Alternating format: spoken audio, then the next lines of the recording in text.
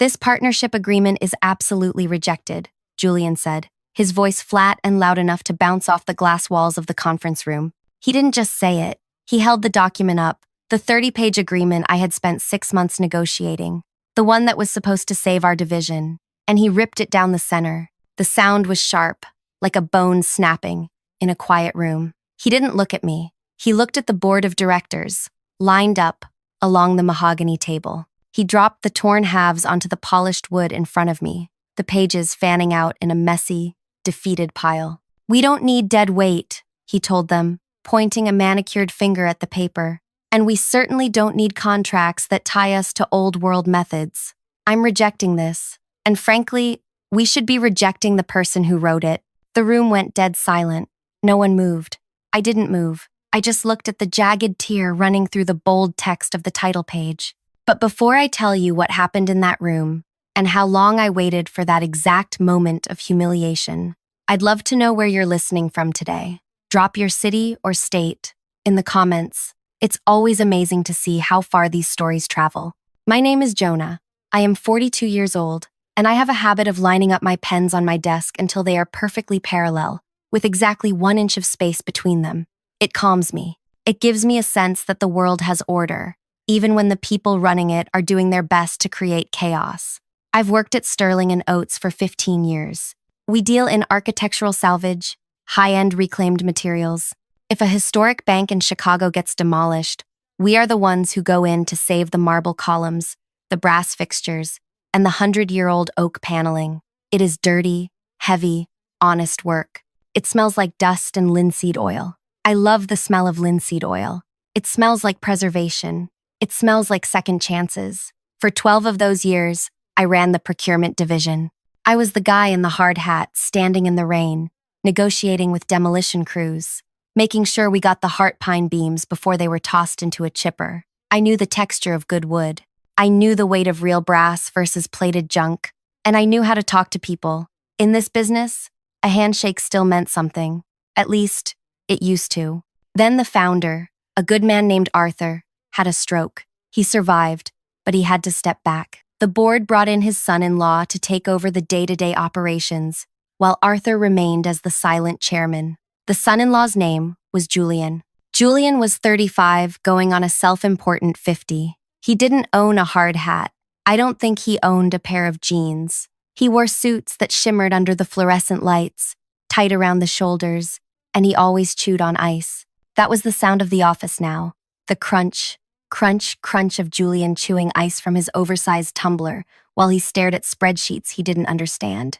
From the first day Julian walked onto the procurement floor, he looked at us like we were the debris. He didn't see the value in the relationships I had built. He saw numbers. He saw inefficiencies. "Why are we paying this hauler 3% more than the market rate?" he asked me in our first meeting. He didn't offer me a seat. He just stood by the window, looking out at the parking lot, crunching his ice. "Because he shows up at 4 a.m. on Sundays if we need him," I said, keeping my voice level. "And because he knows how to transport stained glass without cracking it.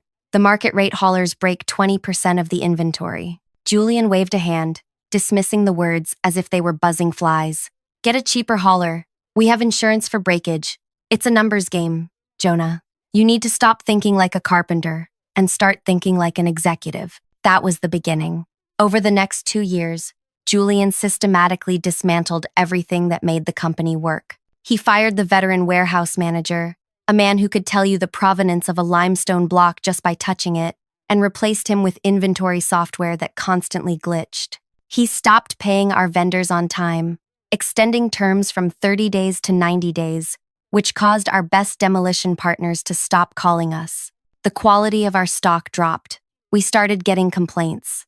Architects who had trusted us for a decade started returning shipments because the wood was warped or the stone was chipped. I tried to fight it. I wrote memos. I showed him the data.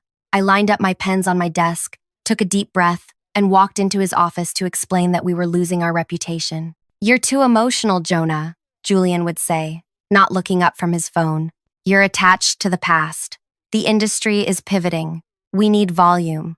We need speed. Nobody cares about the soul of the wood." He began to freeze me out. He stopped inviting me to strategy meetings. He moved my office from the corner with the view of the lumber yard to a small, windowless room near the break area. It was a petty, calculated move designed to make me quit.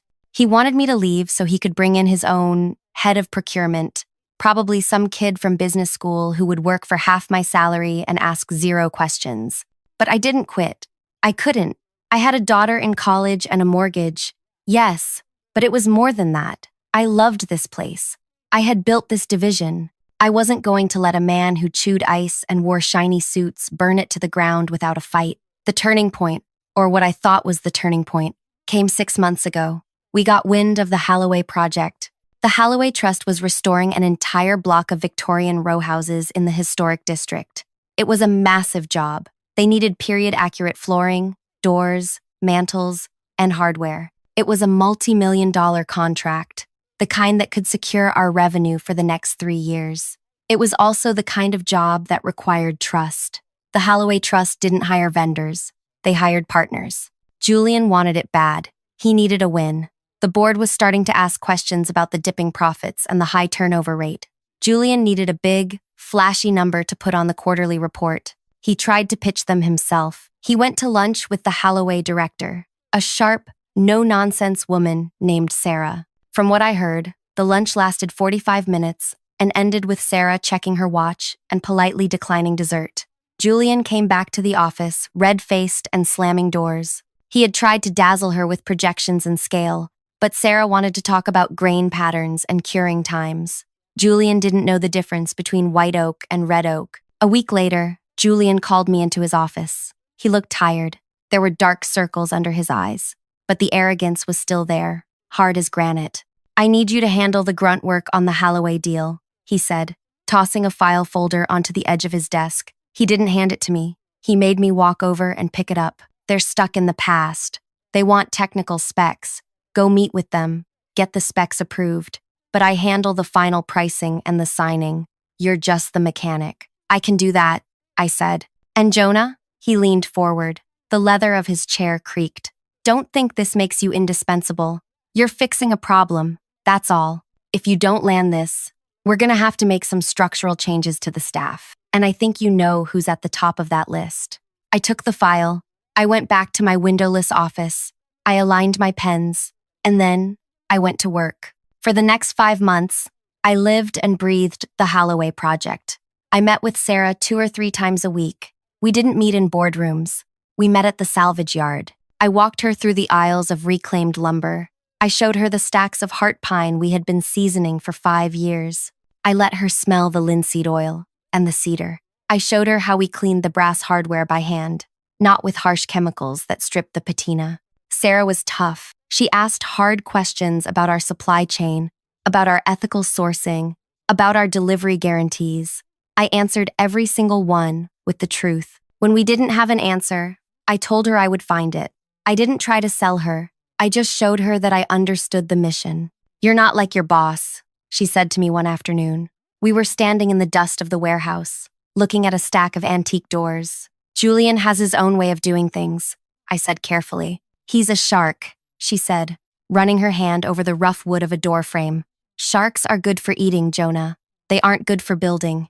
We built a rapport. Slowly, the Holloway Trust began to trust me. They weren't buying from Sterling and Oates anymore. They were buying from Jonah. I drafted the contract myself. It was complex. It involved sourcing guarantees, quality control benchmarks, and a specific timeline that required absolute precision. It was a 3-year exclusivity agreement. It meant they would buy everything from us, provided we met the standards I had outlined. It was the perfect deal. It protected the company. It guaranteed work for the warehouse team. It was fair. I finished the final draft on a Tuesday. I printed it out, a thick, substantial document. I bound it with a simple clip. I felt a sense of pride I hadn't felt in years. I had done it. I had saved the division. And maybe, just maybe, I had proven to the board that Julian's way wasn't the only way. I put the contract on Julian's desk on Wednesday morning. "Is this it?" he asked, not looking up from his laptop. "That's the final agreement," I said. "Sarah is ready to sign. The board just needs to approve our end, and you need to countersign." "Fine," he said. "I'll read it." He didn't read it. I knew he didn't. I watched his calendar. He was out playing golf Wednesday afternoon. Thursday, he was in meetings with his efficiency consultants. Friday morning was the board meeting where the vote would happen. That Friday morning, the air in the office felt heavy. It was raining, a cold, gray drizzle that streaked the windows. I arrived at 7 a.m. I checked the inventory one last time. I walked through the warehouse, nodding to the guys. They looked worried. Everyone knew that if the Holloway deal fell through, layoffs were coming. "Is it gonna happen, Jonah?" one of the forklift drivers asked me. "I did my part," I told him. "The rest is up to them." The board meeting was scheduled for 10 a.m. At 9:50, Julian's assistant, a nervous young woman named Chloe, came to my office. "He wants you in the room," she whispered. She looked pale. "In the boardroom?" I asked. Usually, I wasn't invited. "Yes," he said. "He said he wants you there to explain the technical limitations to the board."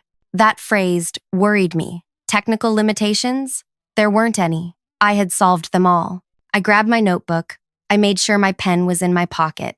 I walked down the long hallway to the executive wing. The carpet changed from gray industrial loops to plush navy blue. The air smelled different here, like cleaning products and stale coffee. No sawdust. I walked into the boardroom. The table was huge, an oval of dark cherry wood. Arthur, the chairman, was there. He sat at the head of the table. He looked frail, slumped slightly in his wheelchair, a blanket over his legs. He had suffered a second minor stroke a few months back and rarely spoke now. His eyes were open, but they looked watery and distant.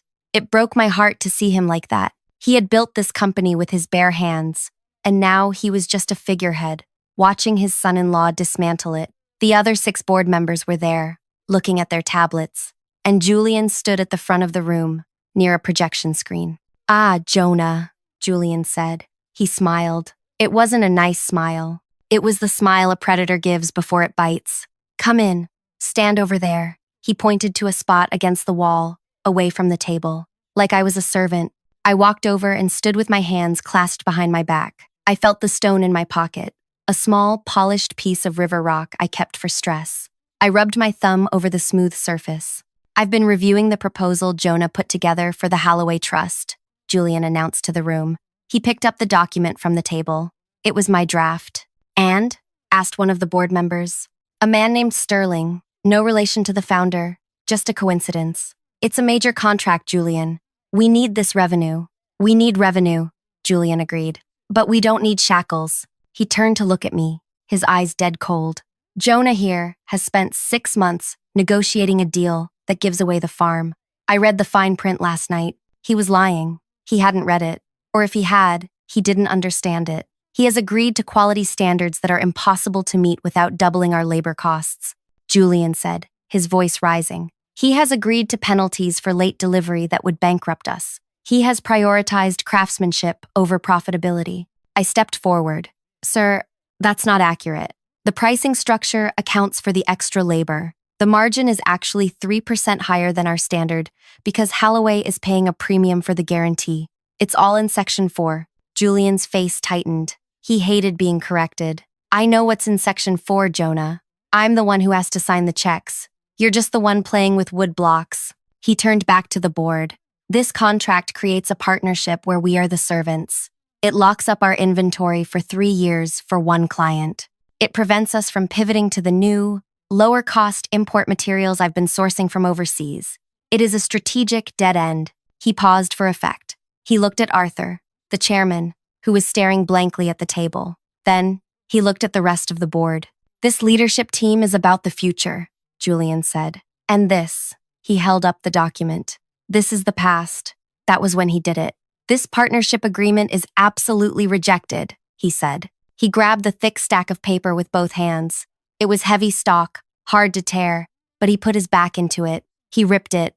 Rip. The sound was violent. He tore through the signature line, through the terms, through the 6 months of my life I had poured into those pages. He threw the pieces on the table. They slid across the polished surface, one half stopping just inches from Arthur's hand. "I will not sign this," Julian declared. "I am going to call the Holloway Trust this afternoon and tell them that if they want to do business with Sterling and Oates, they do it on my terms, or they can go find some salvage yard in the dump." He turned to me. "And Jonah, Since you seem to be unable to understand the direction of this company, I think it's time we part ways. Pack your desk. You're done. The silence that followed was absolute. My heart hammered against my ribs. I felt the heat rising in my neck. I looked at the torn paper. I looked at Julian's smug, triumphant face. He had planned this. He wanted a public execution. He wanted to show the board that he was the alpha, that he could make the tough calls to cut the dead weight. I took a breath. I rubbed the stone in my pocket one last time. I didn't yell. I didn't beg. I didn't cry. You're making a mistake, Julian, I said quietly. The only mistake was keeping you on this long, he sneered. Security will escort you out. I nodded slowly. I turned to leave. I reached for the door handle. Wait, the voice was raspy, weak, but it cut through the room like a saw blade. It wasn't Julian. Everyone turned. Arthur, the chairman, was pushing himself up. His hands, shaking with tremors, were gripping the edge of the mahogany table. He wasn't looking at the table anymore. He was looking at Julian. And his eyes weren't watery or distant. They were sharp. They were burning. Arthur, Julian said, his voice faltering slightly. Arthur, sit down. You don't need to worry about this. I handled it. You handled nothing, Arthur wheezed. He stood all the way up. It was a struggle, but he did it. He pointed a trembling finger at the torn contract on the table. That was the Holloway contract? It was a bad deal, Arthur, Julian said quickly, putting on his soothing voice. Jonah negotiated a bad deal. I'm protecting the company. Arthur ignored him. He looked at me. Jonah, he said. Did Sarah Holloway agree to those terms? Yes, sir, I said, stopping at the door. She was ready to sign today. Arthur looked back at Julian. You just tore up the Holloway contract. I did, Julian said, trying to regain his posture. To show strength. You idiot, Arthur said. The word hung in the air. Excuse me? Julian stiffened. You didn't just tear up a contract, Arthur said, his voice gaining a surprising amount of strength. You tore up the only thing keeping the bank from foreclosing on this building. Julian laughed nervously. What are you talking about? The financials are cooked, Arthur spat. I've been watching. I may be sick, but I'm not blind. You've leveraged us to the hilt to pay for your consultants and your new office. The bank gave us until the end of the month to show a guaranteed revenue stream of at least $2 million, or they call the loans. That contract. He pointed to the shredded paper. That was the guarantee. The room went cold. The other board members started shuffling papers, looking at each other with wide eyes. Julian's face went pale. I didn't know that. Why didn't anyone tell me? Because you don't listen, Arthur shouted, slamming his hand on the table. You don't ask. You just talk. Arthur took a jagged breath. He looked at me again. Jonah, can we fix this? Can you call Sarah? Can you get her to print another copy? I looked at Arthur. I felt an immense sadness for him. He was a good man, but he had waited too long. I can call her, I said calmly, but Sarah won't sign it now. Why not? Julian demanded. We'll just tell her it was a clerical error. We'll smooth it over. She won't sign it, I repeated, because she didn't just agree to the terms, Julian. She agreed to the team. I took a step back into the room. When we were negotiating, I said, my voice steady, Sarah asked me a question. She asked me what assurance she had that the quality would be maintained if management changed. She knew about the turnover. She knew about the firing of the warehouse staff. Julian narrowed his eyes. So, I continued. I told her the truth. I told her that as long as I was overseeing the procurement, the wood would be good. I told her my reputation was on the line. And? Arthur asked, leaning forward. And so she added a clause. I said, it was on page 22. The page you just ripped in half, Julian. I pointed to the debris on the table. It's called a key man clause, I explained. It states that the contract is valid only as long as Jonah Thorne is the lead on the project.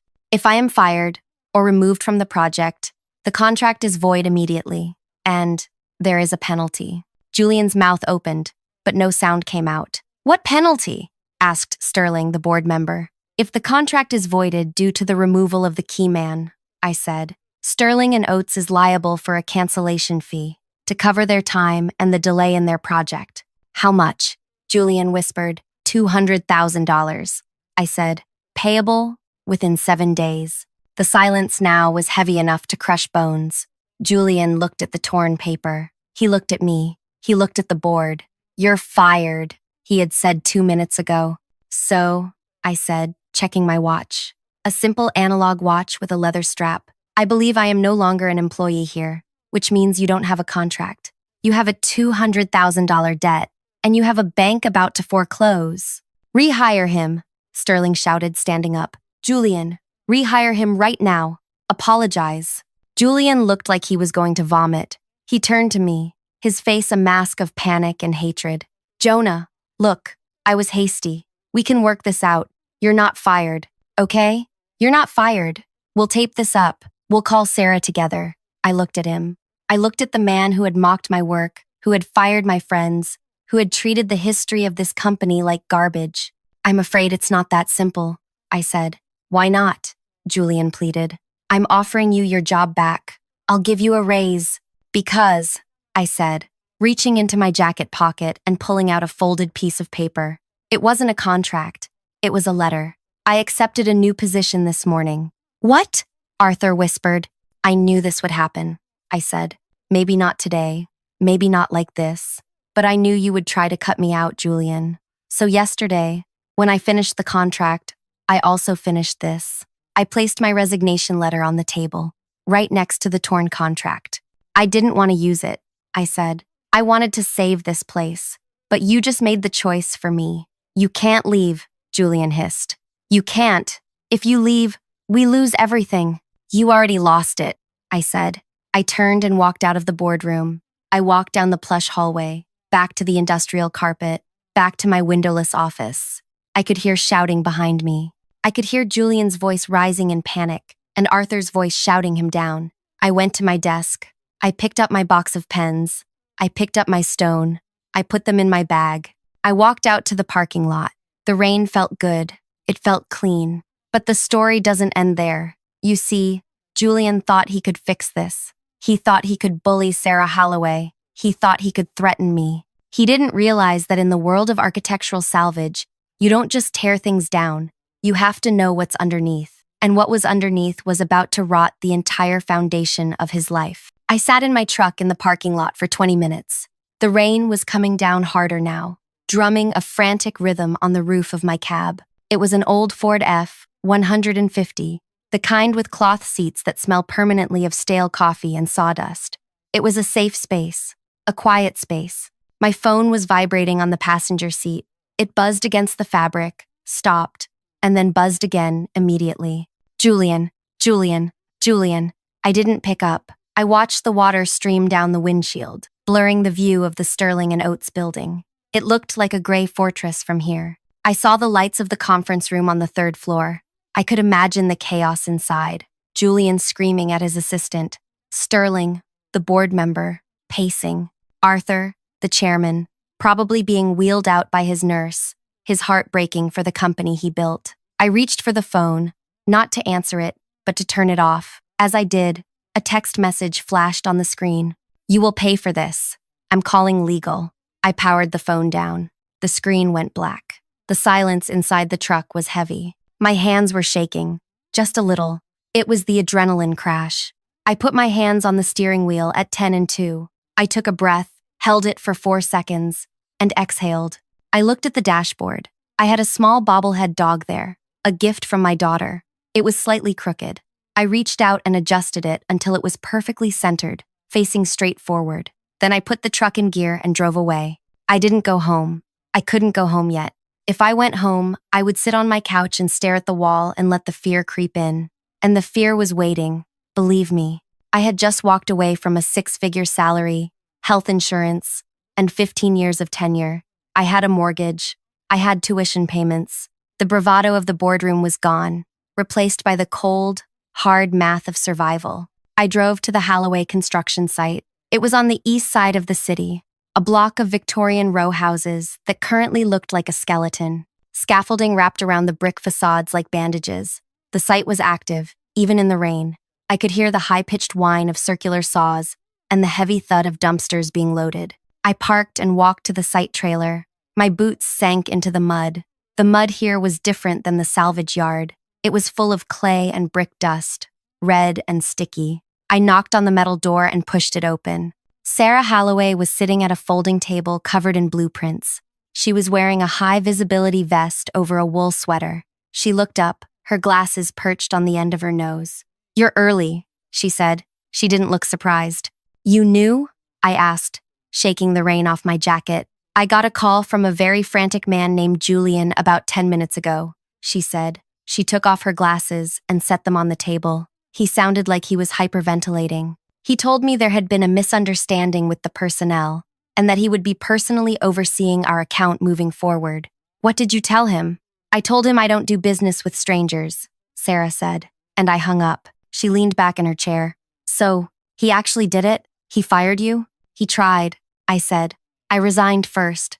But yes, the bridge is burned, and the contract is void. I'm sorry, Sarah. I know you needed those materials locked in by Friday." Sarah looked at me. She was a woman who measured people the way I measured timber, by their density, by how they handled pressure. "Jonah," she said, "do you remember why I hired Sterling and Oates? Because we have the best inventory in the state?" I said automatically. "No," she corrected. "Because you know where the inventory is. I've toured that warehouse. It's a labyrinth. Julian doesn't know a cornice from a corbel. If you aren't there, that inventory is just a pile of expensive junk." She opened a drawer in the filing cabinet next to her and pulled out a hard hat. She tossed it to me. "I wasn't joking about the job offer, Jonah, but we need to be clear about what it is.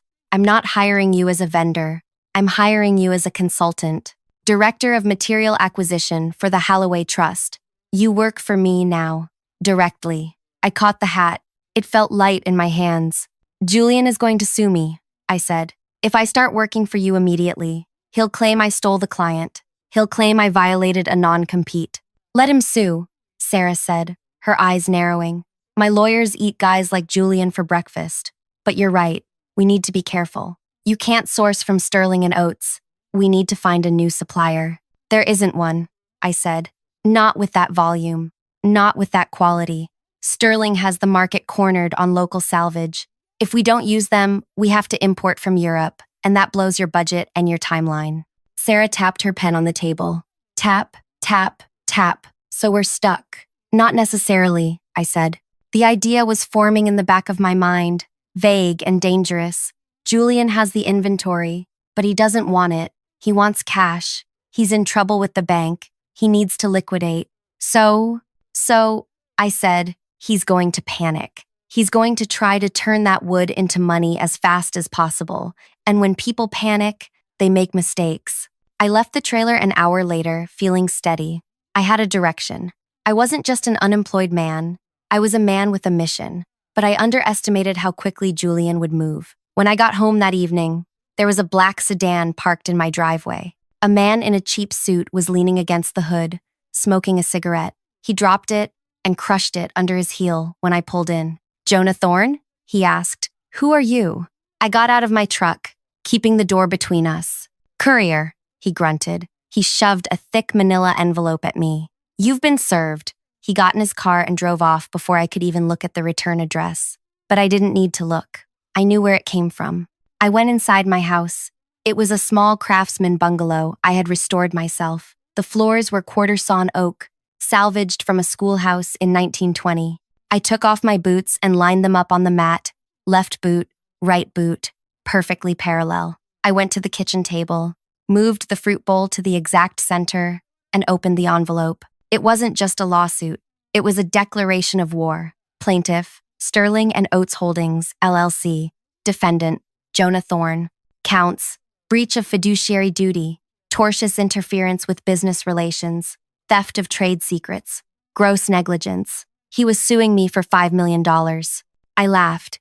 It was a dry, hollow sound. $5 million. I didn't have $5,000 in liquid cash. But reading further, I saw the real dagger. He had filed an emergency injunction. It froze my ability to contact any of Sterling and Oates' current or former clients. It specifically named the Halloway Trust.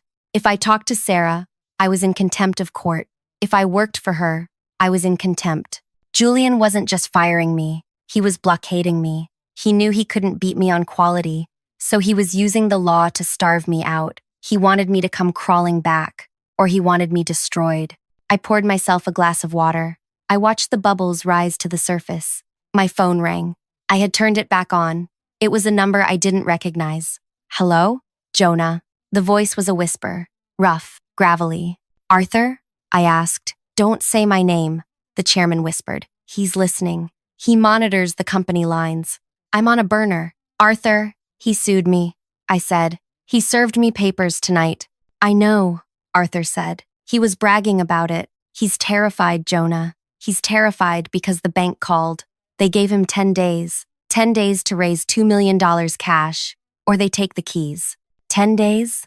I looked at the kitchen calendar. That's impossible. He can't generate that much revenue in 10 days. He's not trying to generate revenue, Arthur said. He's liquidating. He's announced a grand warehouse auction for next Saturday. He's hired an auctioneer. He's listing everything. The heart pine, the marble, the architectural antiques, everything we've saved for 20 years. My stomach turned. He can't auction that stuff. It needs to be brokered. It needs to be sold to the right buyers. If he auctions it, he'll get pennies on the dollar. He doesn't care, Arthur wheezed. He just needs the cash fast. He's going to sell 100 years of history for firewood prices just to cover his own mismanagement. I closed my eyes. I could see the warehouse in my mind, the smell of the cedar, the stacks of antique doors, each one unique. Julian was going to let people come in and pick it over like vultures. Jonah, Arthur said, you have to stop him. I can't, I said. I have an injunction. I can't step foot on the property. I can't talk to clients. If I show up, he'll have me arrested. You don't have to show up as an employee, Arthur said. It's a public auction, Jonah. Anyone can attend, even you. I don't have the money to buy anything, Arthur. I can't save the inventory. You don't need money, Arthur said. His voice dropped lower, becoming intense. You need the truth. Listen to me carefully. In my office, the old office, behind the portrait of the original foundry, there is a safe. I know the safe, I said. Julian had it drilled open the first week he arrived. It's empty. The main compartment is empty, Arthur said. But there is a false bottom. Julian never looks deeper than the surface. You know that. I gripped the phone tighter. What's in the false bottom? The Blue Ledger, Arthur said. I froze. The Blue Ledger was a myth. The guys in the warehouse used to joke about it. It was rumored to be Arthur's personal catalog of every single item that had ever entered the warehouse. Its true provenance, its appraisal value, and, most importantly, where it came from. It exists? I asked. It exists, Arthur said.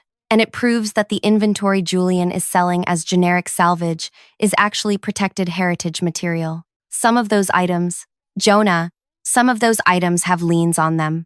We hold them in trust for historical societies. We don't own them outright. We just store them. If he sells items we don't own, it's fraud, Arthur said. Federal fraud. But no one knows those items are restricted except me, and I can't get there. The digital records were wiped when Julian switched systems. The Blue Ledger is the only proof. If I can get that ledger, I said, I can prove the auction is illegal. Yes, Arthur said, but you have to get it before the auction starts, or during it. Once those items are sold, the evidence is gone. He'll have security everywhere, I said. He'll be watching for me. Then don't be seen, Arthur said. You know that building better than the architect who designed it. You spent 12 years walking the catwalks. Arthur, I said, this is burglary. It's recovery, Arthur corrected. Save my company, Jonah. Please. The line went dead. I put the phone down on the table. I lined it up with the envelope, parallel. I stood there for a long time. The rain was still hammering against the roof. I thought about the injunction. I thought about the $5 million lawsuit. I thought about Julian's smile when he tore up my contract. He thought he had stripped me of everything. He thought that by taking away my title, my office, and my salary, he had made me powerless. But he had forgotten one thing. I wasn't a suit. I was a worker. I knew how things were built, and I knew how to take them apart. The next morning, I didn't call a lawyer. I called Ben. Ben was the forklift driver Julian hadn't fired yet, mostly because Ben was the only one who knew how to operate the antique diesel lift that could handle the heaviest beams. Ben was loyal. Ben had a mortgage too, so he kept his head down, but he hated Julian with a quiet, burning intensity. We met at a diner 3 towns over, away from prying eyes. Ben looked tired. He had sawdust in his eyebrows. It's a madhouse, Jonah, Ben said, dunking his toast in his coffee. He's got a crew of temps coming in tomorrow to tag everything. They're slapping stickers on 18th century mantles like they're selling used lawnmowers. He's pricing the heart pine at $2 a foot. $2. That wood is worth 12, I said quietly. I know, Ben said. It makes me sick. He's got the auction set for Saturday at noon. He's invited every liquidator and scavenger in the tri-state area. Security? I asked. Heavy, Ben said. He hired private security. 2 guys at the gate, 2 roaming the floor, and he told them specifically to look out for you. He put your picture up in the guard shack, Jonah. Do not admit. I need to get into Arthur's office, I said. Ben shook his head. Impossible. Arthur's office is locked. Julian has the only key, and the hallway has a camera now. There's no camera in the ventilation shaft above the molding room, I said. Ben paused. He looked at me, toast halfway to his mouth. You're crazy. That shaft hasn't been opened since the 90s. I cleaned it out myself in 2010, I said. It runs right over the executive wing. It vents out on the roof near the cooling tower. You want to crawl through the vents? Ben whispered. You're 6'2", Jonah. I fit, I said, but I need you to unlock the roof access hatch. It's rusted shut. You need to go up there and grease it. Can you do that? Ben looked down at his coffee. He swirled the dark liquid. He was risking his job. He was risking his livelihood. He called me unskilled labor yesterday, Ben said softly. He told the consultants that the warehouse staff were replaceable cogs. Ben looked up at me. I'll grease the hatch. When are you going in? Saturday, I said, during the auction. Why then? Why not at night? Because, I said, I don't just want to steal the book, Ben. I need to use it. I need an audience. If I take the book at night, he'll just claim I forged it. But if I produce it in front of the buyers, in front of the bank representatives, the chairman is going to be there? Arthur can't come, I said, but the bank will have observers there to ensure the proceeds go to them. If I can prove the sale is fraudulent in front of the bank, the auction stops. The inventory is frozen, and Julian is finished. And if you get caught, then I go to jail, I said, and Julian wins. The week passed in a blur of anxiety. I spent my days at the library, researching the legal codes for conversion of entrusted property. I spent my nights staring at the ceiling, playing the layout of the ventilation system in my mind. Turn left at the intake, straight for 20 feet. Drop down into the mechanical closet next to Arthur's office. I practiced holding my breath. I practiced moving silently. I felt like a criminal.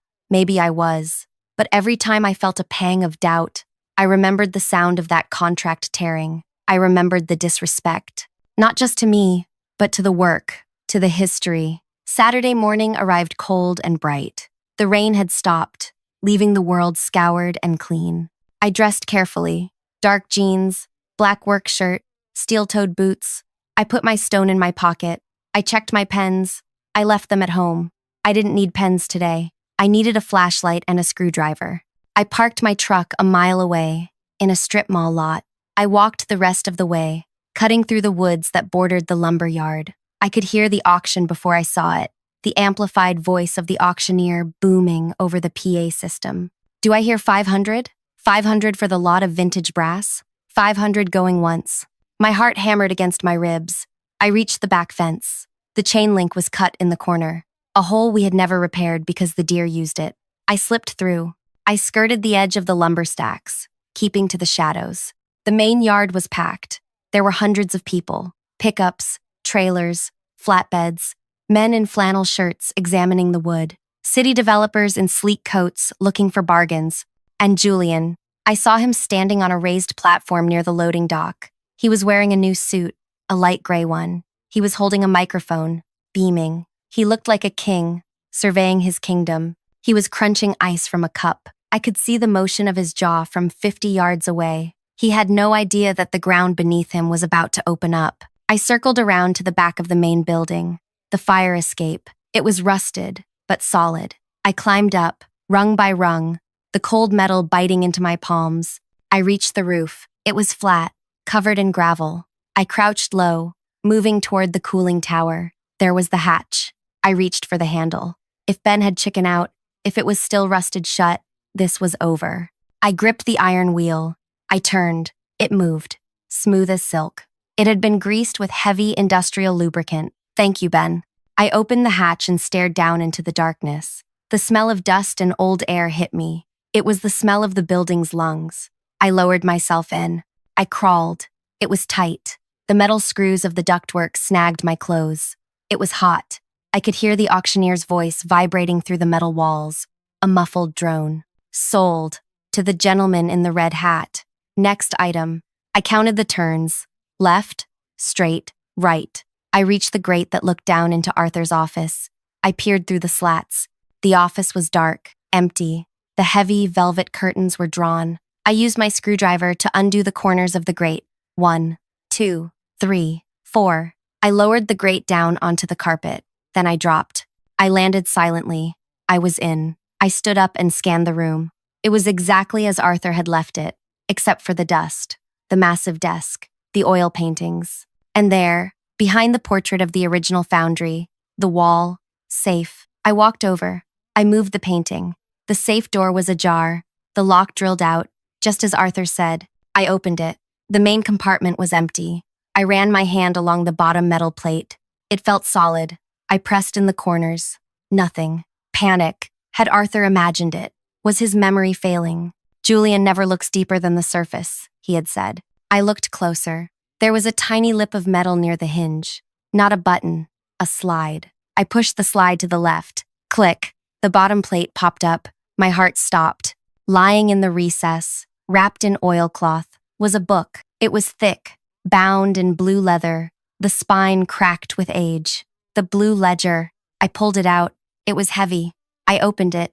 Page 1. 1,890. White oak beams. Sourced from St. Jude's Cathedral. Provenance. Verified. Restriction. Historical Trust Lien. Page 2. 1,910. Marble facade. Sourced from First National Bank. Restriction. City Heritage Loan. It was all there. Every item. Every restriction.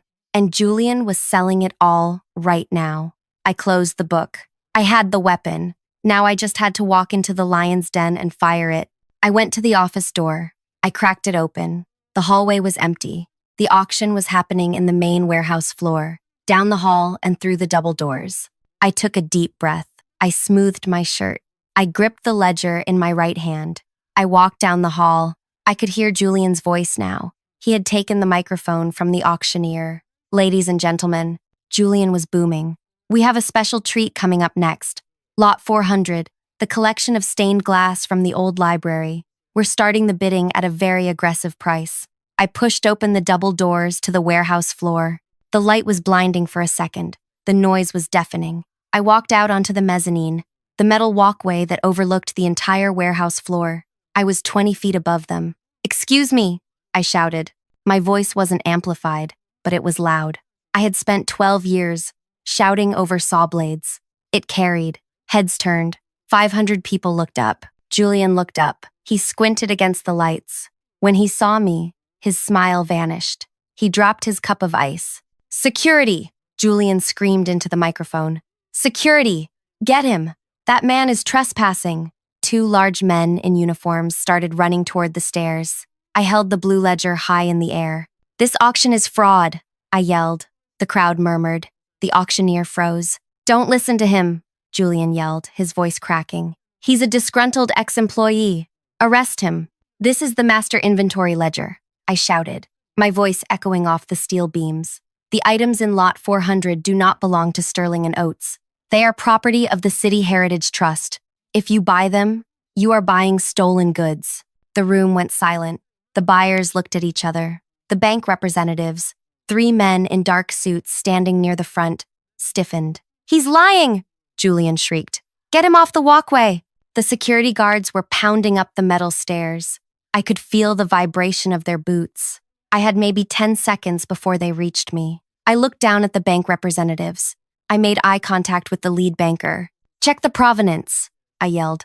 "Ask him for the provenance papers. He doesn't have them." I threw the book. It wasn't a reckless throw. It was calculated. I tossed the heavy blue leather book over the railing. It spun through the air, heavy with truth. It landed with a massive thud right at the feet of the lead banker. The banker looked at the book. He looked at Julian. He looked at me. Then, he bent down and picked it up. The security guards reached me. They grabbed my arms, pinning them behind my back. They slammed me against the railing. "You're done, Jonah," Julian shouted from the stage, his face purple. "Take him out. Call the police." But the banker wasn't looking at me. He was opening the book. He flipped a page. He looked at the stained glass stacked on the pallets. He looked at the book again. He closed the book. He looked up at the auctioneer. "Stop the sale," the banker said. His voice was calm, but he had a microphone on his lapel. It boomed through the speakers. "What?" Julian stammered. "I said stop the sale," the banker repeated. He walked toward the stage, clutching the blue ledger. "We need to have a conversation, Mr. Sterling. Right now." Julian looked at the banker. He looked at the crowd, who were now pulling out their phones, recording. He looked at me, pinned against the railing high above him. For the first time ever, I saw Julian forget to chew his ice. He looked small. The security guard twisted my arm. "Let's go, buddy. You're going for a ride." "That's fine," I said, watching Julian's world crumble. I love a good ride. The handcuffs were tight. That was the first thing I noticed. Not the pain, but the cold, specific pressure of steel against the radius bone of my wrist. The security guards didn't treat me gently. They hauled me down the metal stairs, my boots skidding on the diamond plate steps. They marched me past the stunned crowd, past the pallets of stained glass, past the rows of heart pine I had spent a decade curing. I didn't look at the crowd. I looked at the floor. I saw the sawdust. I saw the scuff marks of 1,000 boots. Julian was still screaming from the stage. His voice was shrill, cracking with a panic that the microphone only amplified. "He stole that book. It's a forgery. Officer, I want him charged with corporate espionage. I want him charged with assault." The police had arrived. 2 officers in rain-slicked uniforms were waiting at the bottom of the stairs. They took custody of me from the private security. One of them, a younger cop with a tired face, pushed my head down as he guided me into the back of the patrol car parked right near the loading dock. The door slammed. The sound was final. Thunk. I was alone in the back seat. The divider was hard plastic, scratched and cloudy. Through the window, I watched the scene unfold like a silent movie. I saw the banker, the man in the dark suit, standing in the center of the warehouse floor. He wasn't looking at me. He was reading the blue ledger. He was turning pages slowly, methodically. 2 other suits were looking over his shoulder. I saw Julian running toward them. He was waving his hands. He grabbed the banker's arm. That was a mistake. The banker didn't flinch. He just looked at Julian's hand on his sleeve, then looked at Julian. He said something short. Julian recoiled as if he'd been slapped. The banker pulled a phone from his pocket and made a call. He didn't walk away to do it. He stood right there, staring at the inventory, making the call that would end everything. Then the patrol car engine started. The vibration came up through the seat. We drove away. I spent the next 6 hours in a holding cell at the county precinct. It was a small room, painted a color that was supposed to be calming, but looked like old mustard. There was a metal bench bolted to the floor. I sat on it. I didn't panic. Strange as it sounds, I felt a deep, resonant peace. I had done the thing. I had thrown the truth into the machinery. Whatever happened to me now, jail, fines, a criminal record, it was worth it to stop the erasure of that history. I focused on the wall opposite me. The cinder blocks were painted over, but I could see the lines of mortar underneath. I counted them. 12 rows, 8 blocks per row, 96 blocks. Order, structure. At 7 p.m., the heavy door buzzed and clicked open. "Thorne," the desk sergeant called out. "You're free to go." I stood up, my knees stiff. "Free?" "Charges were dropped," he said, not looking up from his paperwork. "The complainant withdrew his standing, and your bail was posted." "By who?" "By me." I looked past the sergeant. Standing in the fluorescent glare of the hallway was Sarah Holloway. She was still wearing her high-visibility vest, but she looked immaculate, like she owned the police station. We walked out into the night. The rain had started again, a soft, cleansing drizzle. "You're an idiot, Jonah," Sarah said as we walked to her car, a sturdy Land Rover parked at the curb. "I know," I said. "Don't thank me yet," she said. "My lawyer is currently in a shouting match with the district attorney to make sure the trespassing charge stays buried. But we have leverage." "What leverage?" We got into the car. Sarah turned on the heater. It blasted warm air against my cold hands. "The bank," she said. "The man you threw the book at? That was David Vance. He's the vice president of commercial risk for First City Bank. He called me an hour ago." "Why did he call you?" "Because your name is all over the blue ledger," she said. Arthur kept meticulous notes. Inspected by Jonah Thorne. Verified by Jonah Thorne. Vance realized that you were the only person who actually knew what the hell any of that stuff was. He realized that if he prosecuted you, he'd be throwing away the only asset guide he has. She put the car in gear. "Sterling and Oates is in receivership, Jonah. As of 4 p.m. today, the bank seized the building. They seized the inventory. They seized the accounts." "And Julian?" I asked. Sarah didn't answer immediately. She merged onto the highway, the wipers rhythmic and steady. "Julian is having a very bad day," she said finally. When Vance cross-referenced the ledger with the auction list, he found 42 counts of wire fraud. Selling restricted assets across state lines is a federal offense. The FBI arrived at the warehouse while you were being booked. I looked out the window at the passing streetlights. I felt a weight lift off my chest, a weight I hadn't realized I'd been carrying for years. "What about Arthur?" I asked. "Arthur is fine," she said. "He's at home. He's the one who told the bank where to look for the digital backups Julian thought he deleted. Arthur's mind is sharper than anyone gave him credit for." She glanced at me. "So, you're unemployed. You have a pending lawsuit that is likely moot, but still annoying. And you have a reputation as a whistleblower who throws heavy objects at bankers." "That sounds about right," I said. "Good," Sarah said. "Then you can start Monday." "Start what?" "The Halloway project," she said. "I still need floors, Jonah. And now, the bank has a warehouse full of them that they have no idea how to sell. They're going to need a broker to liquidate the assets legally and ethically to pay off the debt. I suggested you." I looked at her. "You want me to buy the inventory from the company that fired me?" "No," she smiled. "I want you to manage the sale. You'll be working for the bank, technically. You'll ensure the restricted items go back to the trusts, and the sellable items go to the buyers who respect them. Like me." I sat back in the seat. I watched the rain streak the glass. It took 3 months to untangle the mess. The lawsuit against me was dismissed with prejudice 3 days later. It's hard for a plaintiff to sue for interference when the plaintiff is currently under indictment for grand larceny and fraud. I returned to the Sterling and Oates building on a Tuesday morning.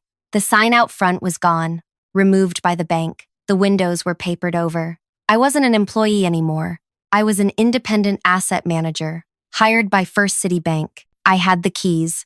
I unlocked the front door. The air inside was stale.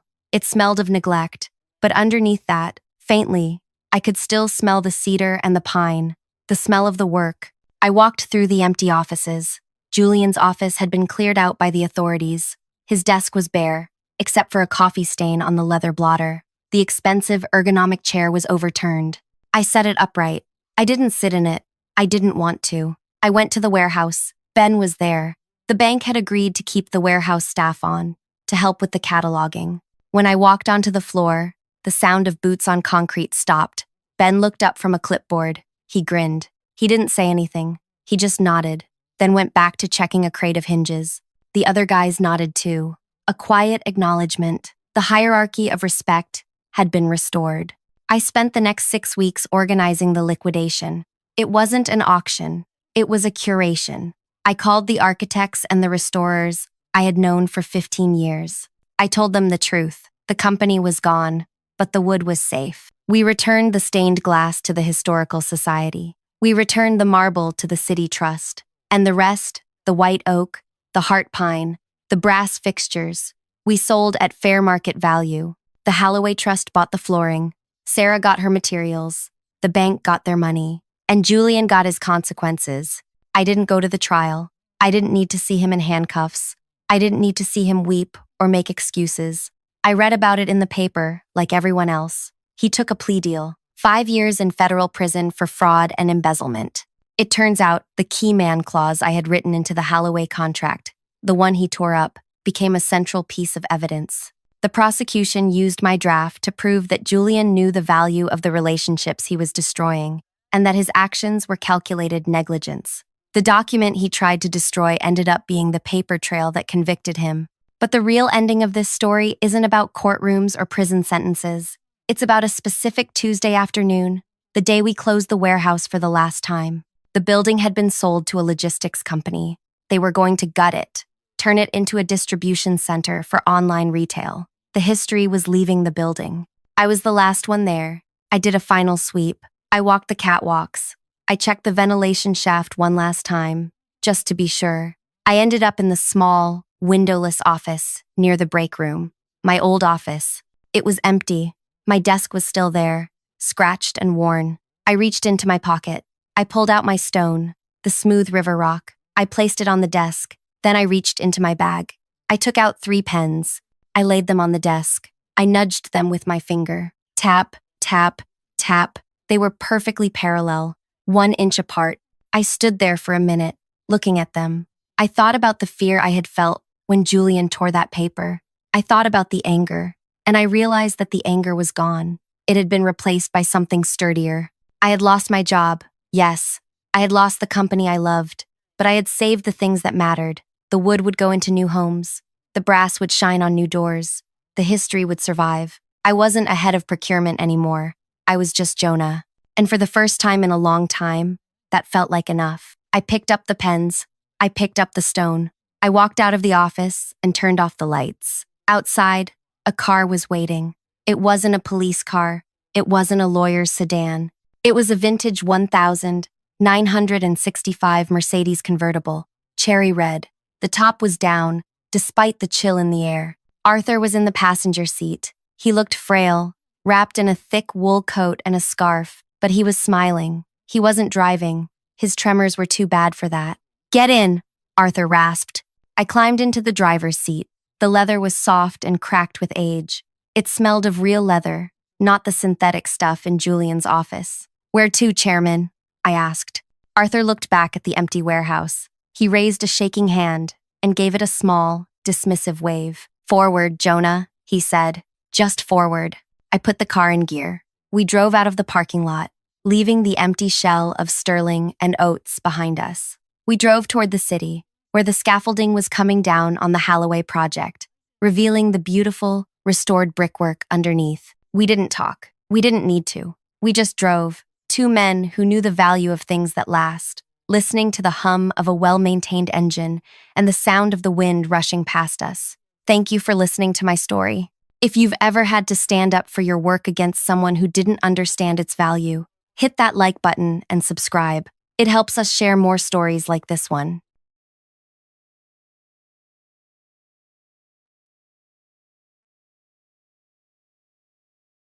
"I'm not worried about replacing you." The words punched through the air between us as I sat across from him, my quarterly performance report splayed open on his desk. The pages showed exactly how I generated $2.8 million in just 3 months, shattering every sales record in our company's 30-year history. Even with these numbers, I managed, keeping my voice level despite the sudden hollow feeling spreading through my chest. He glanced at the report with practiced indifference. "Numbers aren't everything, Quinn. Anyone could do what you do given the right circumstances. Anyone." The word stung worse than it should have. 13-hour days, weekends spent studying client production systems, custom proposals tailored to each business's unique challenges, all dismissed with a single word. "I see," I said, watching as he tapped his gold pen against my report, the pen he'd bought after collecting the bonus my sales had earned him. "About your commission," he continued, sliding a paper toward me. "We're capping it at standard rates.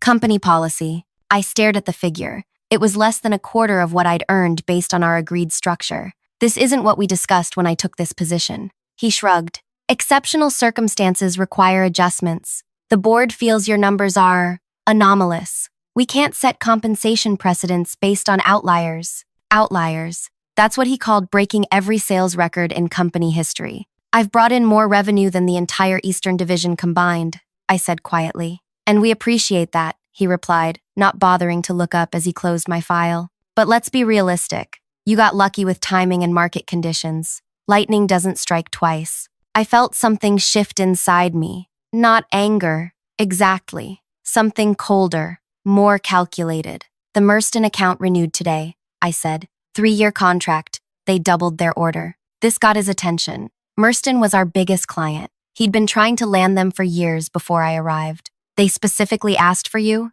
They did. He leaned back, a small smile forming. Well, I'll handle them going forward. They need a more experienced touch. He glanced at his watch. Is there anything else? I have a leadership meeting in 5. Leadership. As if he'd done anything to earn the title beyond taking credit for others' work. No, I said, gathering my things. Nothing else. As I reached the door, he called after me. Quinn, I meant what I said. You're replaceable. Everyone is. I turned, meeting his eyes. Interesting perspective. What he didn't know was that I'd recorded our entire conversation. What he couldn't see was that in my purse sat signed letters from our 5 largest clients. What he couldn't possibly imagine was that I'd spent the last month preparing for exactly this moment. He thought I was replaceable. He was about to learn how wrong he was. If you're feeling that knot in your stomach right now, that mix of outrage and anticipation, take a quick second to hit like and subscribe. Trust me, you'll want to see how Quinn turns this situation around, and I'd hate for you to miss the moment her boss realizes exactly who he's dealing with. My name is Quinn Tandy, and until that quarterly review, I'd believed hard work spoke for itself. Growing up in Cedar Springs, a small town dominated by 3 manufacturing plants, I watched how business worked from both sides. My mother operated a small machine shop that served the larger factories, and from age 12, I spent afternoons there, learning how each component fit into the larger systems. When sales representatives visited, I observed the dance, the promises, the technical jargon, the handshakes. Most of all, I noticed which promises were kept and which weren't. When I was 16, a slick salesman convinced my mother to invest in an automated lathe system. It'll triple your production capacity, he'd promised. What he didn't mention were the compatibility issues with our existing equipment, the specialized training required, or the proprietary software that came with crippling annual fees. 6 months later, the bank took everything. After college, I swore I'd never be that kind of salesperson. With my mechanical engineering degree and first-hand understanding of production challenges, I took a different approach. When I joined Integrated Manufacturing Solutions 18 months ago, I didn't see clients as commission checks. I saw people with problems I could actually solve. My boss, Devin, had built his career on high-pressure tactics and upselling clients on equipment they didn't need. The sales team followed his example, pushing whatever carried the highest margins regardless of client needs. They moved fast, closed quickly, and rarely heard from clients again. My first week, Devin pulled me aside after I spent 3 days researching a client's operation before making recommendations. You're wasting time, he said. Here's how we do things. Pitch the premium package, create urgency, close within 2 calls. Simple. I nodded, but continued my approach. When my first client renewed their contract and ordered additional equipment within a month, Devin dismissed it as beginner's luck. When it happened again, he called it coincidence. By the end of my first quarter, I'd outperformed every other team member by 60%. That's when the atmosphere changed. Devin began scheduling client meetings when I was unavailable. Information about new leads mysteriously failed to reach my desk. My access to certain client files became temporarily restricted due to system updates. Still, word spread. Clients began asking for me specifically. The manufacturing world is smaller than most realize. Plant managers talk. Production heads share information. My name started circulating as someone who actually understood production challenges. 6 months in, I doubled the previous annual sales record.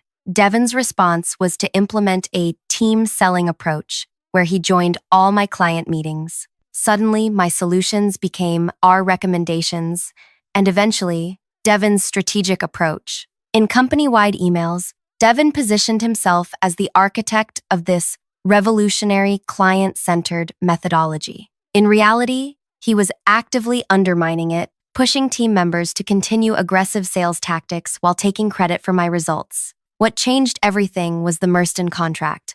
For years, this international manufacturing giant had purchased minimum orders from us, spread across multiple divisions, with no centralized approach. Devin had tried and failed to consolidate their business. I spent weekends studying Merston's entire operation, identifying inefficiencies between their divisions. Instead of pitching products, I presented a comprehensive analysis showing how integrated systems could reduce their production costs by 22%. Their executive team was stunned. "You understand our challenges better than we do," their operations director said. The resulting contract was unprecedented, unified equipment solutions across all divisions, a 3-year commitment, and a value of $1.8 million. It single-handedly boosted company revenue by 40%. The morning after signing, I arrived to find Devin presenting his Merston strategy to the executive team. I wasn't invited to the meeting. That afternoon, my performance metrics disappeared from the company dashboard.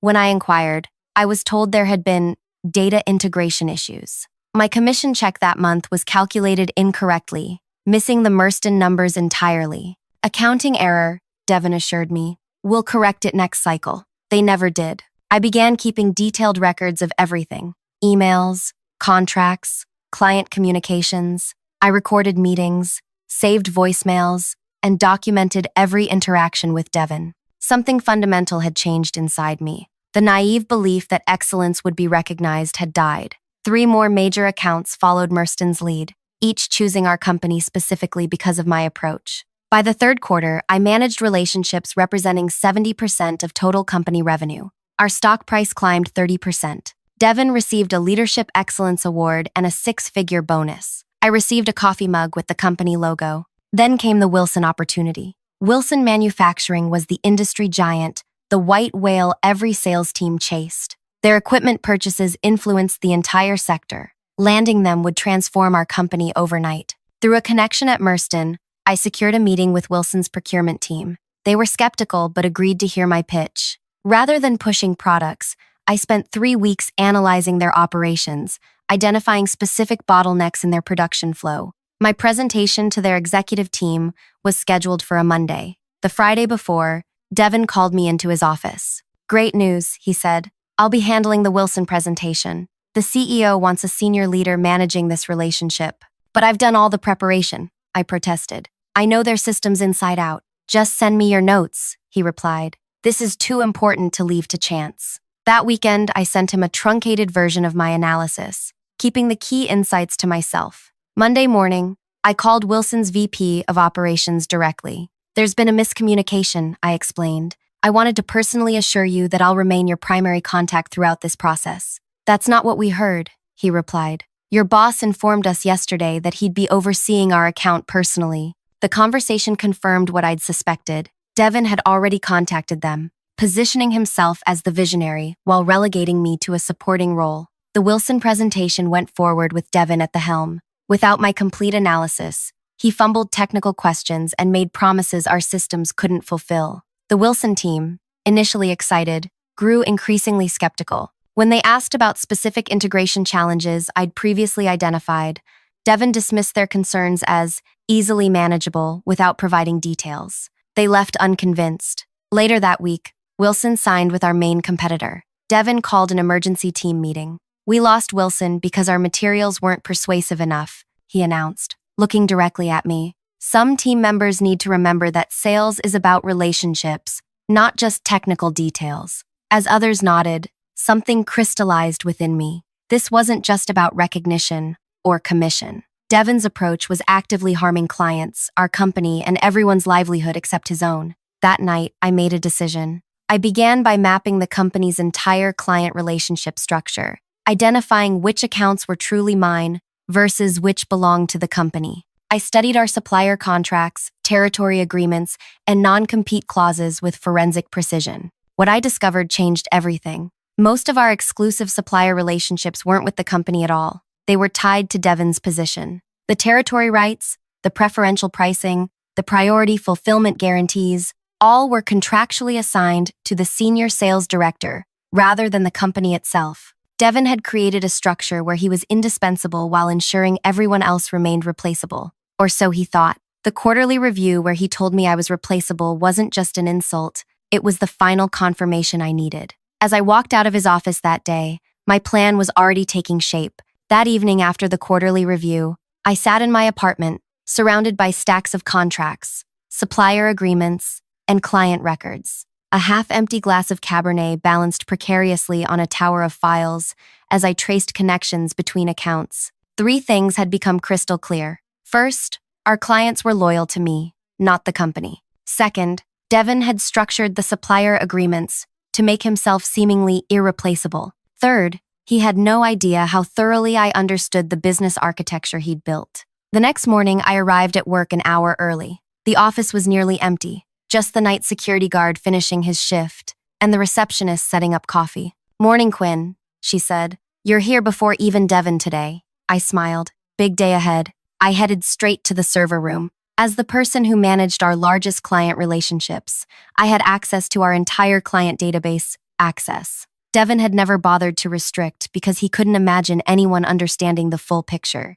For the next 45 minutes, I downloaded specific documents, not client lists or proprietary information, but rather the structural agreements that governed our business relationships, the territorial exclusivity contracts, the supplier relationship terms, the commission structure frameworks. None of this was confidential from me. I was authorized to see it all. I was simply creating a personal reference archive. By the time Devon strolled in at 9:15, I was at my desk, calmly reviewing proposals for the Thompson account. "Quinn," he said, stopping by my desk, "I need the Merston renewal paperwork for the executive meeting this afternoon." "Already sent it to your email," I replied without looking up, "along with the updated projections you asked for." He lingered, perhaps surprised by my lack of visible reaction to yesterday's review. Finally, he said, "Good. And remember, I'll handle all communication with them going forward."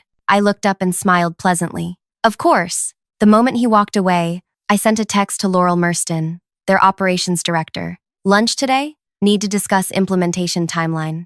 The usual place? 12:30? Her response came immediately. "See you there." Over the next 3 hours, I made 7 similar arrangements with key clients. Not a single communication went through company channels. Not a single meeting appeared on my calendar. At 12:15, I walked past Devin's office, heading to grab lunch. Back in an hour. He barely glanced up. "Try not to be late. We have the staff meeting at 2. The restaurant was a small bistro 10 blocks from the office, far enough that no one from the company ever went there. Laurel was already seated when I arrived, nursing a sparkling water. "Quinn," she said warmly, "I was surprised to get your text. Devin called this morning saying he'd be our new point person. That's actually why I wanted to meet," I said, sliding into the booth.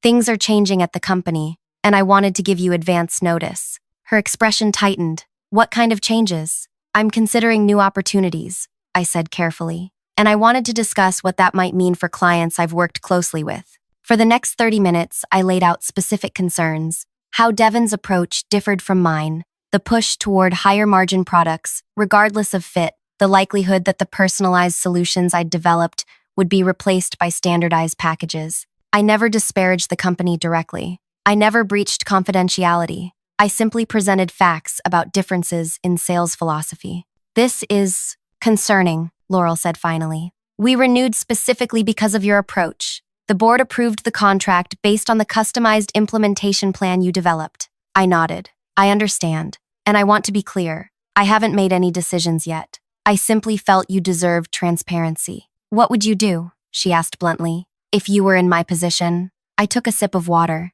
"I'd review the contract termination clauses, just to understand your options." As I walked back to the office, my phone buzzed. It was a text from Laurel. "Just checked. 30-day written notice required for termination without cause. Interesting timing. We have our quarterly review next week." I smiled.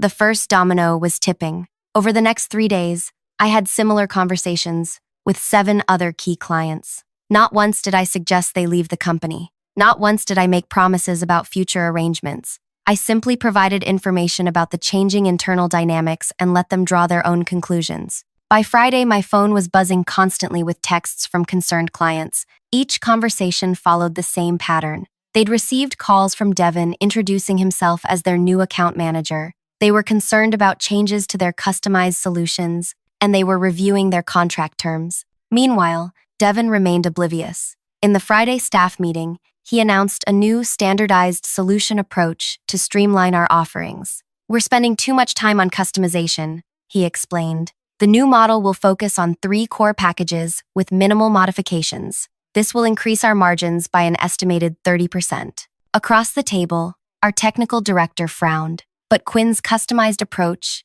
is what's driving our record numbers." Devin smiled thinly. "That model isn't sustainable or scalable. We're making this change effective immediately." As the meeting disbanded, Devin pulled me aside. I need you to transition all your client notes and relationship details to me by Monday. Complete documentation. Complete documentation, I repeated. Of course, I'll have everything ready. That weekend, I made two critical moves. First, I compiled detailed files on each client relationship, their production challenges, their specific needs, the solutions we'd implemented, and the results achieved. These were immaculate, thorough, and completely useless without the context and relationships I'd built. Like handing someone sheet music when they couldn't read a note. Second, I contacted Vince Reynolds, a former colleague who had started his own manufacturing consultancy. We met at a quiet cafe on Sunday afternoon. "I've been hoping you'd call," he said after I outlined the situation. "I've been watching your success from afar. Impressive doesn't begin to cover it. I'm exploring options," I said carefully. He leaned forward. "Let me be direct. Join my firm as a partner. Bring your approach. We'll split everything 50-50. No corporate politics, no ceiling on commissions, and complete control over client relationships. I have non-compete clauses," I pointed out. He smiled. "I've reviewed them. They prevent you from selling competing products within the territory. They don't prevent you from consulting on implementation, optimization, or strategy. The difference is significant legally." I considered his offer. "I need time to think about it." "Of course," he said, sliding a folder across the table. "But when you decide, this partnership agreement is ready for your signature." Monday morning arrived with a strange calm. I placed the client documentation on Devin's desk before he arrived, then returned to my office. At exactly 9, my phone rang. It was Richard from Wilson Manufacturing, the account we'd lost. "Quinn," he said without preamble, "we're reconsidering our equipment decisions. Are you available to discuss options?" "I'd be happy to," I replied. "But I should mention that all client relationships are being transitioned to our sales director."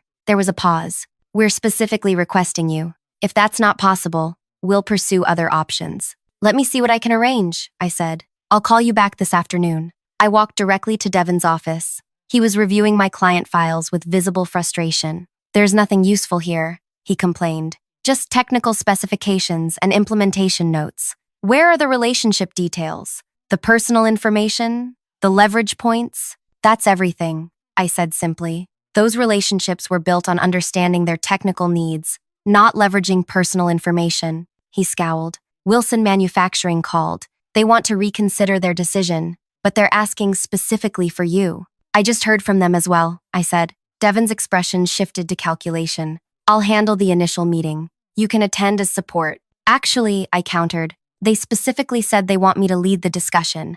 They were quite clear about that condition." His face flushed. "Fine, set it up, but I'll be there." I nodded. "Of course." As I turned to leave, he added, "And Quinn, remember who you work for." I smiled politely. "I never forget that, Devin." The Wilson meeting was scheduled for Wednesday morning. By Tuesday afternoon, something unusual happened. Devin's calendar suddenly cleared, and he announced he needed to handle an emergency with another client. "You'll have to take the Wilson meeting alone," he told me, not bothering to hide his irritation. "But I expect a complete briefing immediately after." I maintained a neutral expression. "No problem. I'll handle it." What Devin didn't know was that the emergency had been carefully orchestrated. 3 of our major clients had simultaneously requested urgent meetings with him for Tuesday afternoon. Each had different concerns that only the sales director could address. Each had been strategically encouraged to reach out by their colleagues at other companies, colleagues I had built relationships with over the past year. The Wilson meeting went exactly as planned. I presented a comprehensive analysis of their production challenges, identifying 3 specific bottlenecks that were costing them millions annually. My proposed solution was elegant, practical, and significantly less expensive than what they'd contracted with our competitor. "This is remarkable," Richard said as I concluded. "Why weren't these insights shared in the previous presentation?" I chose my words carefully. "Different approaches to client solutions, I suppose." "Well, we're prepared to move forward," he said, "contingent on you managing the implementation personally." I maintained a professional tone. "I should note that our company is transitioning to a model where the sales director oversees all major accounts." Richard exchanged glances with his team. "That would be a deal breaker for us. We want your approach, your expertise, and your attention to our specific needs." "I understand," I said. "Let me discuss this internally and get back to you." When I returned to the office, Devin was waiting impatiently. "Well, did they sign?" "They're ready to," I reported. A 3-year contract valued at approximately $2 million. His eyes widened. That's nearly double what we originally proposed. Yes, I agreed. But there's a condition. They want me to personally manage the implementation. Devin waved dismissively. Standard negotiation tactic. Once they've signed, we can transition them however we want. They were quite adamant, I pressed. They specifically said it was a deal breaker. He narrowed his eyes. Handle it however you need to. Just get them signed by Friday. He paused, then added with a thin smile. Good work, Quinn. See? The team approach is already paying dividends. I nodded and returned to my office, where I immediately emailed Richard. Contract looks good. One modification needed on section 5.3 regarding account management. We'll send revised version tomorrow. The modified contract would include language specifying that Wilson's relationship was contingent on my direct involvement, with a 30-day termination option if management changed. Devin would never read the fine print. He never did. He trusted the legal team, who reported directly to him and did exactly what he asked. But I had developed a good relationship with Natalie in legal over the past year, bonding over our shared frustration with Devin's methods. She would ensure the language passed through without raising alarms. By Thursday afternoon, 4 more major clients had requested similar contract modifications. Each wanted assurance that their relationship was with me specifically, not just the company. Each insisted on termination clauses tied to account management changes. Devin, focused on closing numbers before the end of the quarter, approved everything without scrutiny. Each signed contract was another piece of leverage carefully put into place. Friday morning, Devin called an impromptu celebration. Thanks to our new team approach, we've secured Wilson Manufacturing and renewed 4 major accounts. Drinks after work are on me. As the team cheered, his phone rang. His smile faltered as he listened. What do you mean, verification? The contracts are signed. Yes, I understand it's a large amount. Fine, schedule it for Monday. He hung up, visibly annoyed. Compliance wants to review the Wilson contract before processing. Bureaucratic nonsense. I maintained a neutral expression. Standard procedure for accounts that size. He shot me a suspicious look. You seem unconcerned. I shrugged. The contract is solid. Nothing to worry about. What Devin didn't realize was that Monday would bring much more than a compliance review. Monday would be the day everything changed. Over the weekend, I finalized my preparations. I organized all documentation, confirmed meeting schedules, and reviewed my options one last time. The path forward was clear, but timing would be everything. Monday morning arrived with a sense of inevitability. I dressed with particular care: charcoal pencil skirt, cream blouse, and the one luxury I'd allowed myself after the Merston deal, a pair of Valentino pumps that clicked with quiet authority on marble floors.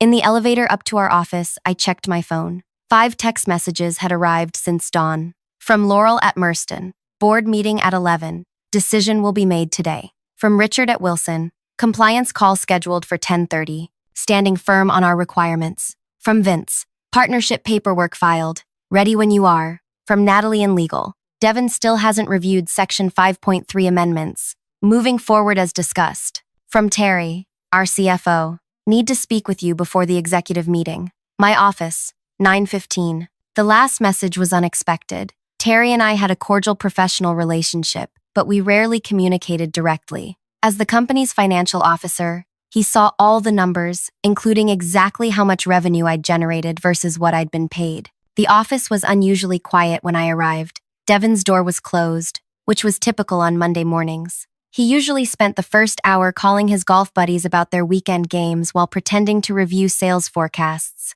At precisely 9:15, I knocked on Terry's door. "Come in, Quinn," he said, gesturing to the chair across from his desk. Unlike Devin's office with its ostentatious displays of success, Terry's space was minimalist and practical. "I've been reviewing the Wilson contract," he said without preamble. My pulse quickened, but I kept my expression neutral. "It's a significant deal. 3 years. Full systems integration." Terry nodded slowly. "Section 5.3 is interesting.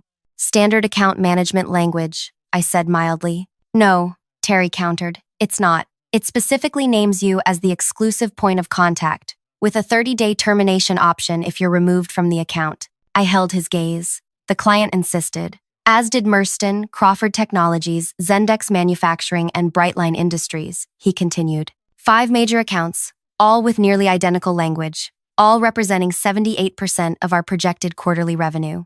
The percentage was actually 83%, but I didn't correct him. The clients value consistency, I offered. Terry leaned forward. Quinn, what's going on? This isn't just about account management, is it? I considered my options carefully. Terry had always been fair, focusing on numbers rather than office politics. He'd also been the one who questioned my commission reductions, though he'd been overruled by Devin. The clients are concerned about changes in our approach, I said carefully. They've built relationships based on customized solutions rather than standardized packages. Devin's new model, Terry said, nodding. He presented it to the executive team last week, promised a 30% increase in margins, at the cost of client satisfaction and retention, I added. Terry was quiet for a moment. You know there's an executive meeting at 11:30? Devin's presenting the quarterly projections, including the Wilson deal. I'm aware. Are you planning to be there? I wasn't invited, I replied. Terry's mouth tightened. You should be. I'll fix that.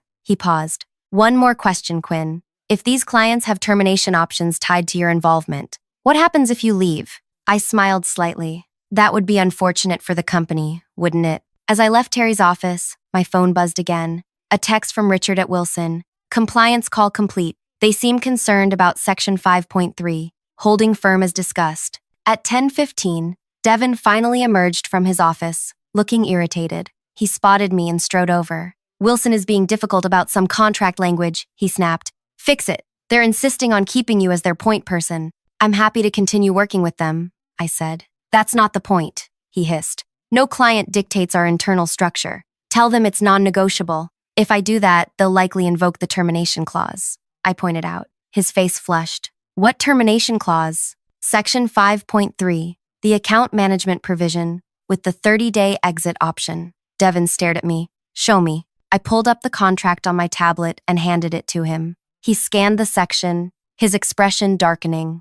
This wasn't in the standard template, he said slowly. The client requested specific language. Legal approved it. Without consulting me? The email approvals are all there, I said, swiping to show the communication chain. You signed off on Tuesday afternoon. Devin's jaw tightened as he recognized his own cursory response. Looks fine. Move forward. This is unacceptable, he said, handing back the tablet. I want this provision removed immediately. The contract is already executed, I reminded him. Both parties have signed. Any changes would require renegotiation. Then renegotiate, he snapped. I can try, I said doubtfully. But they were quite firm about this point. Devin checked his watch. I have the executive meeting in an hour. Fix this by then. As he stormed off, my phone buzzed with an email notification. It was from Terry, copying me on a meeting update. Adding Quinn Tandy to today's executive review as the primary account manager for our 5 largest clients. At 11:20, I made my way to the executive conference room. Through the glass walls, I could see the leadership team assembling: Terry, our CFO, Marissa, the chief operating officer, Paolo, the chief technology officer, and Eleanor, our CEO. Devin was at the front of the room, arranging presentation materials. When I entered, he looked up in surprise. Quinn? This is an executive meeting. I invited her, Terry said before I could respond. Given that we're discussing accounts she manages. Devin's smile tightened. Actually, as I'll be covering in my presentation, we're transitioning to a team management approach. I'll be overseeing our key accounts directly. Eleanor, our CEO, looked between us with interest. Let's get started, shall we? Devin launched into his presentation with practiced confidence. Charts showed our record-breaking quarter. Graphs illustrated the unprecedented growth. Every slide reinforced a single narrative. The company was thriving under his leadership. As you can see, Devin said, advancing to a slide titled Strategic Vision, our new standardized solution model promises even greater margins in the coming quarters. We've already begun implementing this approach with our top accounts. Including Wilson Manufacturing? Eleanor asked. Absolutely, Devin confirmed. They've just signed a 3-year agreement worth $3.2 million, a testament to our new direction. Interesting, Eleanor said, because I received a call from Richard Wilson this morning expressing concerns about changes to their account management. Devin faltered momentarily before recovering. Minor miscommunication, nothing to worry about. He specifically mentioned Section 5.3 of their contract, Eleanor continued. Something about account management continuity? All eyes turned to me. I remained silent, waiting. Devin cleared his throat. A standard provision, simply confirms our commitment to quality service. It's not standard, Terry interjected. It specifically names Quinn as their exclusive point of contact and includes a 30-day termination option if she's removed from the account. Marissa leaned forward. Is this true? Devon's confident facade cracked slightly, a minor detail that we're adjusting. And Merston? Terry continued. And Crawford? And Zendex? And Brightline? All have identical provisions. The room went silent. I've also reviewed our supplier agreements, Terry added, opening a folder. Particularly interesting is the territorial exclusivity language. Rather than assigning rights to the company, they're specifically tied to the senior sales director position. Devon's face paled. That's standard industry practice. No, Terry countered. It's not. It creates a situation where supplier relationships are tied to a position rather than the organization. Eleanor fixed Devon with a penetrating stare. So, if you were to leave, we'd lose both our client base due to these special provisions and our supplier relationships due to the territorial language? Before Devon could respond, the conference room door opened. The receptionist looked apologetic for interrupting. I'm sorry, but there's an urgent situation. Representatives from Merston, Wilson, Crawford, Zendex, and Brightline are all on a conference call. They say it's regarding their contracts. Eleanor stood. Put them through to this room. The large screen on the wall flickered to life, revealing a split screen of 5 serious-faced executives. Good morning, Eleanor began. This is unexpected. Laurel from Merston spoke first. We apologize for the interruption, but we felt it necessary to address concerns directly. It's come to our attention that your company is changing its approach to client solutions and account management. We've invested in relationships built on customized solutions that address our specific production challenges, Richard from Wilson added. Any shift away from that approach would force us to reconsider our partnership. Specifically, Laurel continued, we understand that Quinn Tandy's role is being diminished despite language in our contracts, ensuring her continued involvement. Eleanor turned to Devon, her expression hardening. Is this accurate? Devon swallowed visibly. There's been a misunderstanding. Quinn remains a valued team member. That's not what she told us, Richard countered. She informed us that management was transitioning to a standardized solution model with account oversight shifting to the sales director. All eyes in the room turned to me. Quinn? Eleanor prompted. I simply provided factual information about internal changes when clients asked, I said calmly. As Devon announced in Friday's staff meeting, we're moving to 3 standardized packages with minimal customization to increase margins by 30%. Devon's expression shifted from shock to fury. You deliberately undermined company strategy. I ensured clients had accurate information about changes affecting their operations, I corrected. Transparency is part of the trust I've built with them. This is insubordination, Devon snapped. Eleanor raised a hand to silence him. Let me understand this clearly. Our 5 largest clients all have contracts allowing termination if Quinn is removed from their accounts. Meanwhile, our supplier agreements are structured so that if Devon leaves, we lose territorial exclusivity. That's correct, Terry confirmed. Eleanor looked at the screen. What exactly are you asking for? Laurel spoke for the group. We value Quinn's approach to our needs. We want assurance that this approach will continue without interference or arbitrary restrictions. Eleanor considered this, then turned to me. Quinn, what's your perspective here? The room fell silent. This was the moment everything hinged upon. I took a measured breath before speaking. For 18 months, I've built relationships based on understanding client needs and developing solutions that actually solve their problems. This approach has broken every sales record in company history. The clients have made their preferences clear. And if those preferences aren't honored?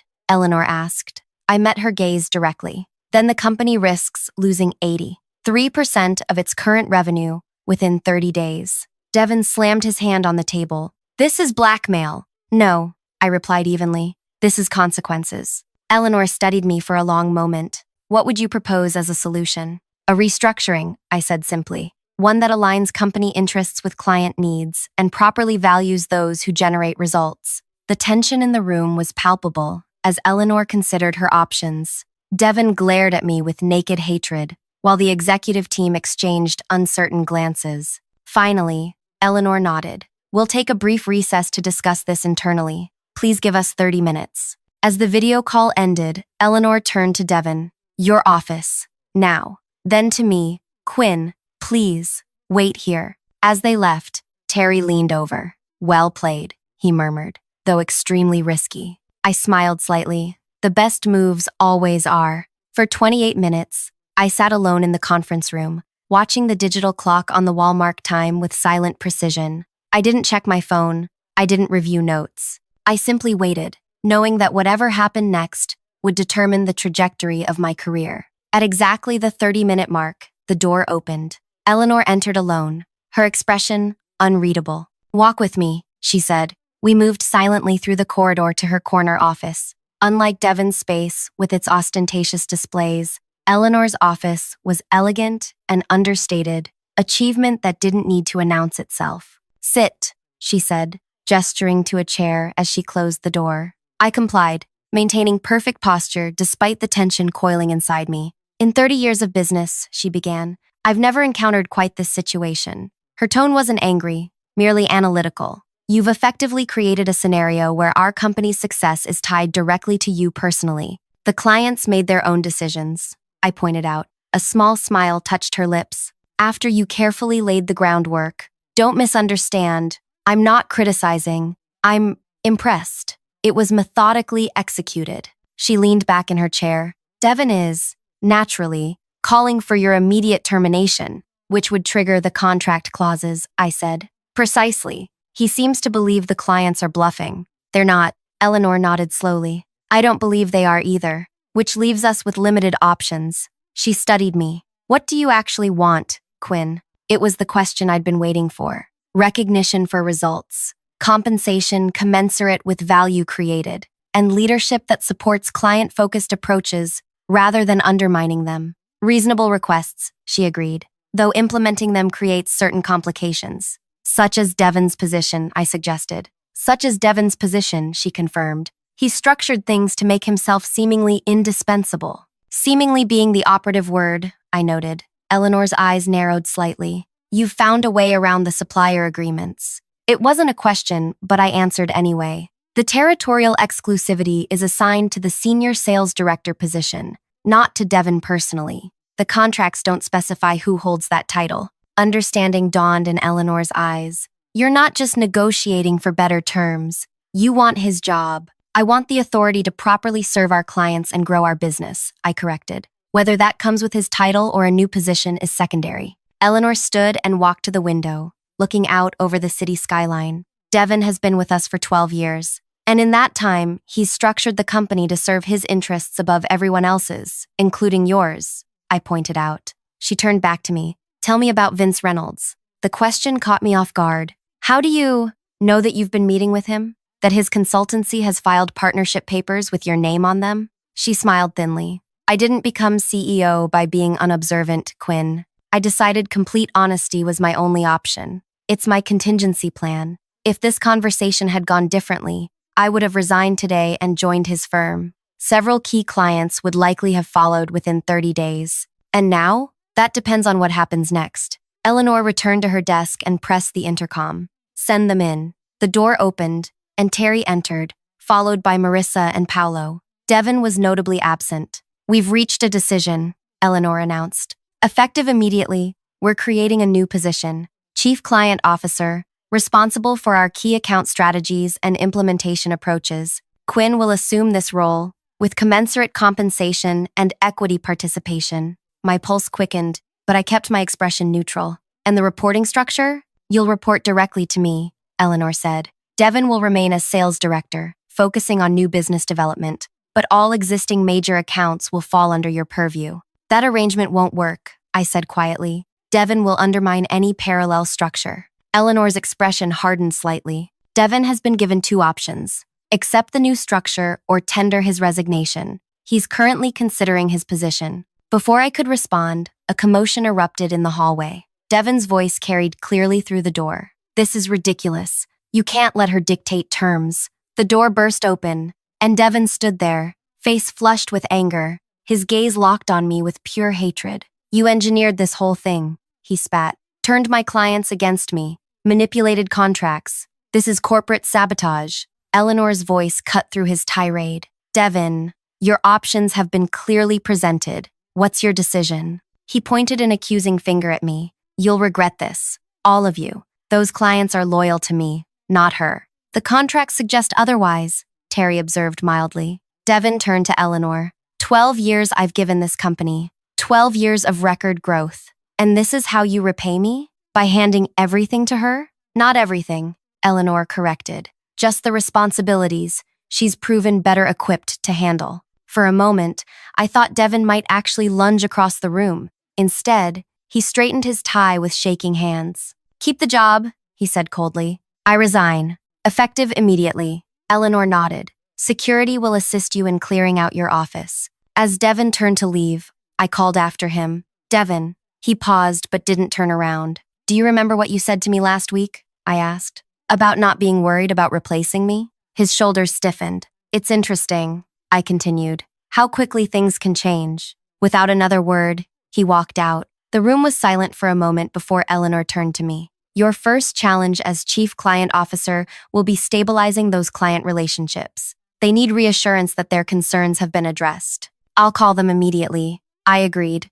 And Quinn? Eleanor added. I assume your discussions with Vince Reynolds are now concluded? I met her gaze evenly. They are. Good. Because I expect absolute loyalty from my executive team. You'll have it, I promised. As long as it's reciprocal. She nodded, understanding the implicit boundary I'd drawn. The board meets on Thursday. I'll need you to present your client strategy moving forward. I'll be ready. As the others filed out, Terry lingered. That was either the bravest or most reckless career move I've ever witnessed, he said quietly. I'm still not sure which. I smiled. Sometimes you have to risk everything to gain anything worth having. 6 months later, I stood at the podium during our annual company meeting, presenting the quarterly results. Revenue had increased 42%. Client retention stood at 97%. Our stock had climbed 36%. In the front row sat Eleanor, nodding approvingly as I outlined our expanded client-centered approach. The team had doubled in size,